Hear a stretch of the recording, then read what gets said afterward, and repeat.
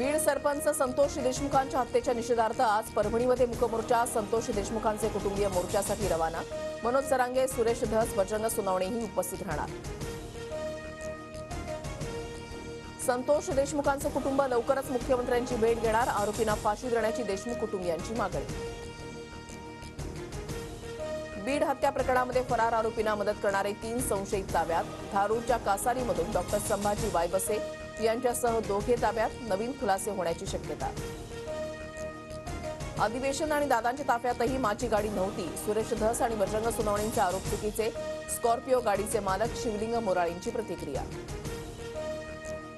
मंत्री धनंजय मुंडेंच्या राजीनाम्यासाठी मराठवाड्यामधील आमदारांची अजित पवारांकडे मागणी. मुंडेंच्या राजीनाम्याबाबत राष्ट्रवादीचे आमदार आग्रही. सूत्रांची माहिती, अजितदादांच्या भूमिकेकडे लक्ष. अजित पवारांच्या उपस्थितीमध्ये आज राष्ट्रवादीच्या नेत्यांची महत्त्वाची बैठक. पालकमंत्रीपदासंदर्भात चर्चा होणार. अजितदादा 2 जिल्ह्यांच्या पालकमंत्रीपदाची जबाबदारी घेण्याची शक्यता.